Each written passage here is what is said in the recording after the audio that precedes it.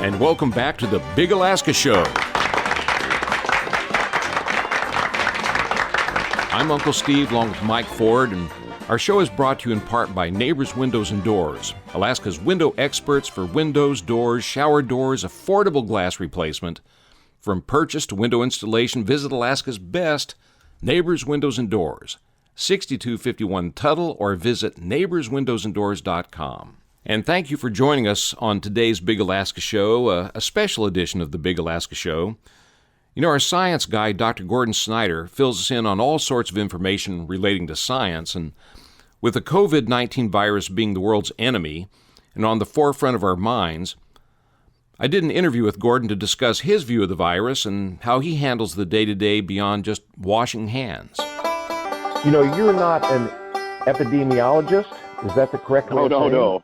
Those are the medical specialists that are MDs and then have gone off to, specialized training for 2 to 3 or 4 years to learn about, epidemics and the way they spread around the world. And so when an epidemiologist talks, he's not only a scientist, but he's also an MD. They usually have a lot to say that's based on an enormous amount of study and education. This whole thing with the COVID-19, this is their special area of knowledge and understanding and interest. I'm an environmental scientist, so we look at probabilities and invasive species and various kinds of things that are not the same but are concept-wise similar when you do the studies and do the computer modeling of the impacts and things like that. As a scientist, from your perspective, how do you look at this coronavirus? Well, it's a total unknown, like everybody is saying, and which I think makes us all feel so frustrated, is we don't know. What we do know is that the impact, it spreads very quickly, and the impact makes you very sick. What we're trying to do in the world of science, if you look at it from that perspective, is they're trying to get enough testing done on people to know where the concentrations of this disease is so that they can begin advanced, really hardcore attack on that disease spread in those areas. And the unfortunate thing is that we don't have any information on who has it and where it is and how fast it's spreading. We're getting it now, but we're about 6 weeks behind the curve. And as you see from the reports on the news, this stuff is now in an expansion that is not linear. It's not 2 plus 2 plus 2 plus 2. It's 2 times 2 is 4, times 2 is 8, times 2 is 16, and then it starts ramping up in the numbers. And that's where you see all these cases showing up now. But the sad point from the pure science perspective is we do not have data on what the real numbers are. So that's a simple nut from a science perspective. You sent me a list. I was titling it, having Dr. Gordon Schneider help us navigate through the minefields of the virus and how we can avoid becoming in contact with it. We're always hearing washing our hands. We hear a lot of that. We hear also about social distancing. But in talking to you, you came up with a much better description, of course, and you called it zones of contamination. In talking about this virus, you know how you take a dandelion and you blow it, and it's got all the little seeds blowing all over the place, and they'll stick to various things? That's sort of how I see this virus, but I can't see it.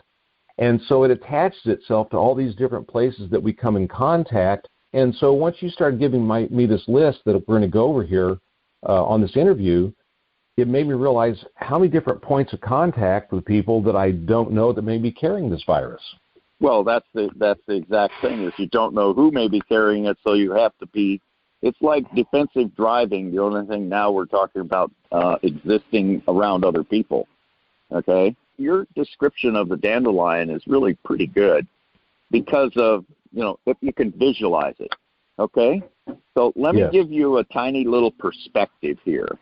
Now, if you say that the dandelion seed, the thing that floats through the air, is, we're going to look at it microscopically, if that is a virus particle, if you could see that and make that, like, say, it was the size of a grain of sand. So you could see a grain of sand, but you can't see a virus particle because it's 100,000 times or more smaller. So that'd be like looking at your dandelion flower next to a 2-trailer semi-truck, okay? Yeah. And then the stickability that you're talking about is quite profound because it is spread through moisture droplets, and those moisture droplets are usually coming, between people. Fortunately, gravity acts on them because they're droplets. So they don't stay suspended in the air like a dust particle. However, if one of these droplets hits a dust particle, now it's on the dust particle. That's why you can get it on the surface of tables, but mostly it's because people just existing. So when you and I talked, I wanted to stress to people the idea that we used when we used to do all of our laboratory work. When you went into any lab, period, anytime, any space, you had to wear safety glasses. That's just a given. So when you talk about, I'm going to take my lab experiences and take it outside the lab and walk you through what I kind of have worked into a little system for being outside and interfacing with these zones of contamination. The thing that I try to get people to understand is the most important part is on the inside of your doors in your house. That's the best zone of decontamination, your best zone of protection. So you work from there out. I wanted to start with washing your hands because I think this is the thing everybody's hearing. And because of this being able to pick it up everywhere, and your hands are what make us humans. So you hear everything about washing your hands and the 20-second hand wash, etc. Well, here's what I'm telling people also, is that when you wash your hands after you've done your 20 seconds and it's totally lathered, just remember that when you first reached over and turned on the faucet, the handle that you turned on could be contaminated by your hand if you're just watching.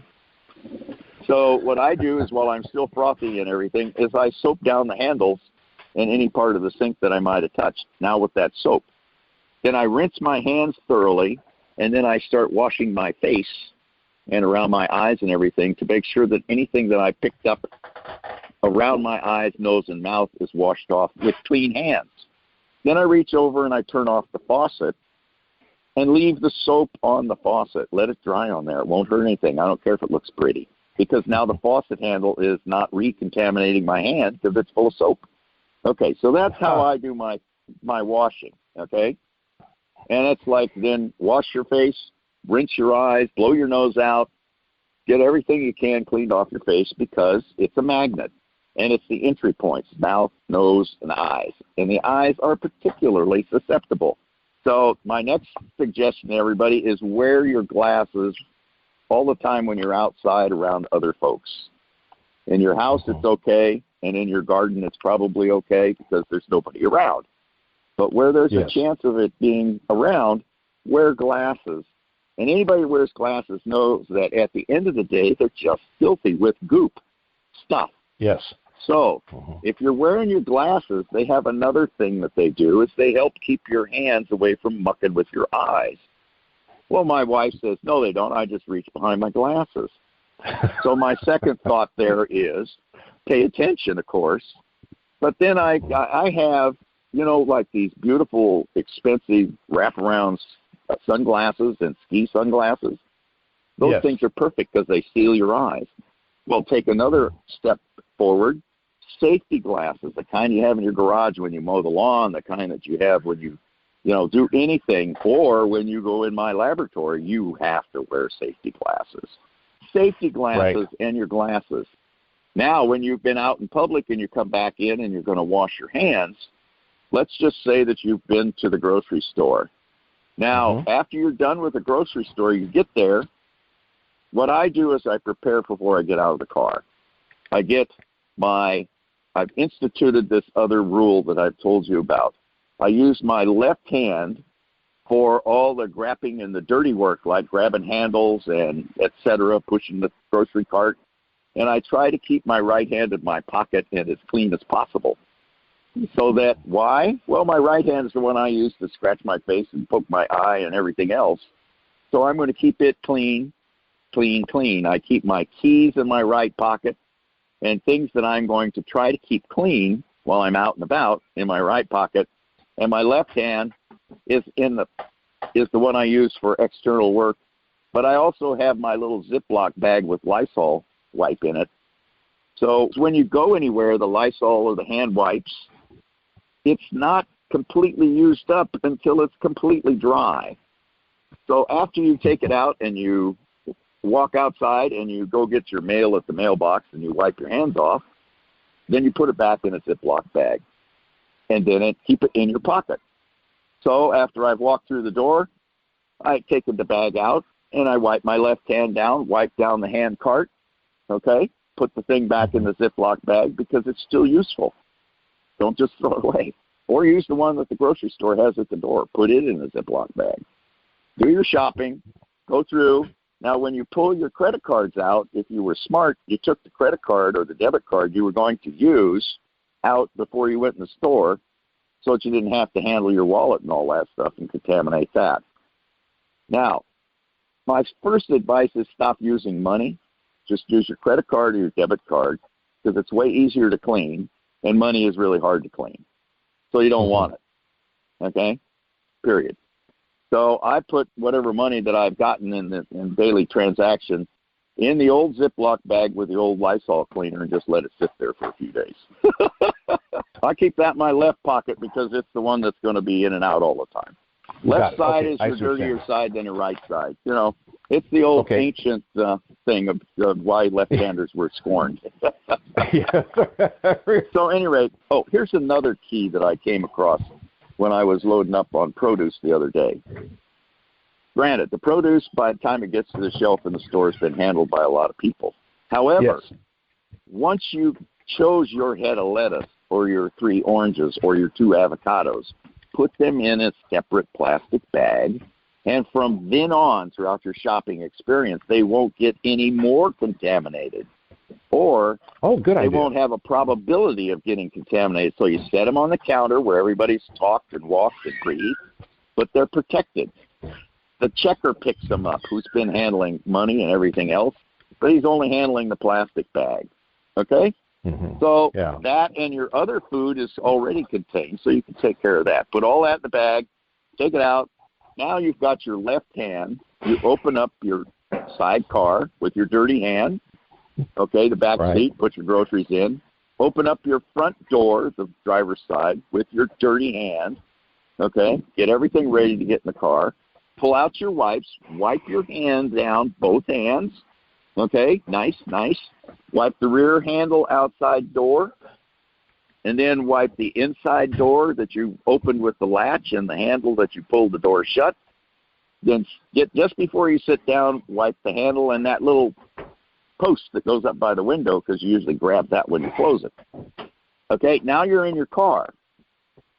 Now take your wipe your steering wheel down, and if you do this each time, you're constantly combating any chances of contamination. What that means is each step reduces the probability of you touching a virus. So you want all these minute steps to add up to give you a better probability. So you wipe down the steering wheel, you wipe down the shift knob, the emergency brake. Now remember, you kept your keys in your right pocket and your right hand's as clean as could be.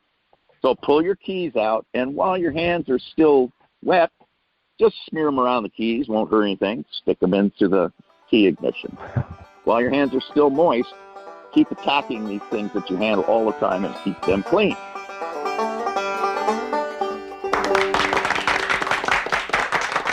And there you have it, some nifty tips from our science guy, Dr. Gordon Schneider.